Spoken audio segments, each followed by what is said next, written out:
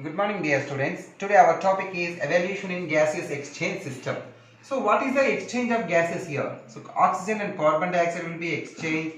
It is a common life process. It is a common life process in all living organisms on the earth. So in the unicellular organism, you know that unicellular organisms example, it is made up of a single cell example amoeba, hydra. So amoeba and hydra, they will be exchange of the oxygen and carbon dioxide through a body surface, throughout the body surface by the process of diffusion. Which process ma? Diffusion process. Listen carefully. In unicellular, what is meant by unicellular? Single celled organism. The organism is made up of a single cell is known as unicellular organism. So example of unicellular organism, amoeba. So amoeba will be take the oxygen and leave out the carbon dioxide by the process of diffusion through a body surface. Through a body surface, which process? Diffusion process.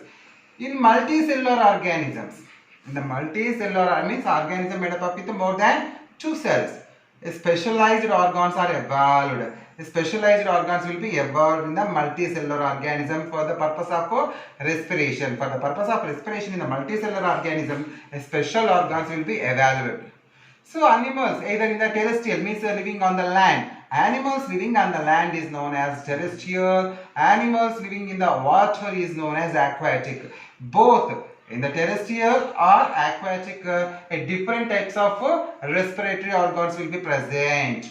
So for the respiratory system, so it will be depending on the habitat, living place, and body size, and the circulatory system. So what will be depend on? So habitat means living place. So body size, it will be what is the size of the body organism, and so circulatory system is the open circulatory system or closed circulatory system. It will be depending on. So this will be divided into four types of respiratory system. How many types of four types of respiratory systems are there? How many types, children? There are four types of respiratory systems are there in our 10th class. So first one, tracheal. Already you know that trachea. Tracheal respiratory system. Example, cockroach. So you know that we are already familiar to cockroach. Everybody seen the cockroach? So cockroach will be have no special organ. So only trachea. You know that no trachea. So this trachea will be divides into tracheoles. Smaller units are called as tracheoles. Each tracheole will be supplied to the oxygen to the each and every cell and collect the carbon dioxide. So this tracheal system will be more important place in the cockroaches. It will be a very important role will be played by a trachea. So it is a tracheal respiration. Example, cockroach. So we'll go to the branchial respiration. So you know that fishes are the aquatic organisms. Fishes are aquatic organisms. These fishes will be developed a special pouch that is called as gill pouch. That special pouch is called as gill pouch. In the gill pouch, a small gills will be there. This is called as gill lamella. So this gill lamella will be take the oxygen and leave out the carbon dioxide. This gill lamella only will be supply oxygen to the all parts of the cell and collect the carbon dioxide from that. This is called as branchial. Gill respiratory system or branchial respiratory system. Here the fish will be open their mouth. The fish will be open the oral cavity. The water will be enter. So their pressure will be more. Water will be supplied to the gill pouch. In the gill pouch, the gill lamella will be big and take the oxygen present in the water, dissolved oxygen present in the water. At the same time, carbon dioxide will be given out to the gills. The gill pouch to water will be come out. This will be happening in the fishes. That is known as branchial respiration. Third one, cutaneous respiration. You know that cutaneous respiration occurs through the skin. Example, frog. You know that frog is an amphibian. Frog is an amphibian. Amphibian means it will be live in the water as well as on the land. So when it will be in the water, the frog will be play major respiration through the skin. So the frog skin will be a mucus. So it will be very slippery. That mucus always the skin will be keep the moist and the mucous membrane will be having small holes. Through that holes, the gases will be exchanged. So through the skin, the respiration will be occurs That's known as cutaneous respiration. So mucus glands will be secretes the mucous membrane on the skin. So next one is a pulmonary respiration. A pulmonary respiration means respiration occur through the lungs.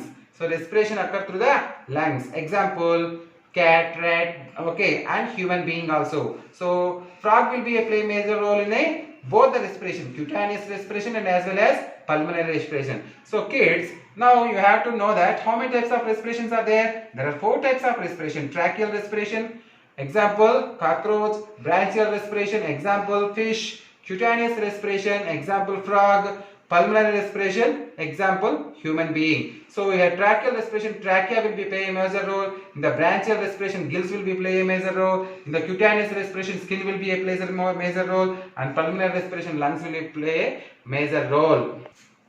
So up to now we completed respiration in the animals. So now respiration in the plants. So plants also living being on the earth. So plants will be a living being on the earth. It only supply the oxygen to all living organisms. But the plants also needed oxygen? Yes, the plants also needed oxygen to release the energy. So how the respiration will be going on in the plants will be seen now. So in the plants already in the first lesson we learned that stomata. So that stomata will be present in the back side of the leaf, back surface of the leaf. This small stomata is a small pore, hole. Okay, so many holes will be present in the back side of the leaf we learned in the first lesson. So what is the use of this stomata means exchange of gases will be take place. In the stomata, exchange of gases will be takes place. It will be take when they needed the oxygen, it will be take and leave out the carbon dioxide. When the carbon dioxide is needed, it will be take the carbon dioxide and leave out the oxygen. So must and should exchange of gases will be takes place most of the stomatas only. So not only stomatas, it will be the roots and the stem also will be exchange of the gases. In the roots and as well as stems, a small holes will be present on the stem or root surface.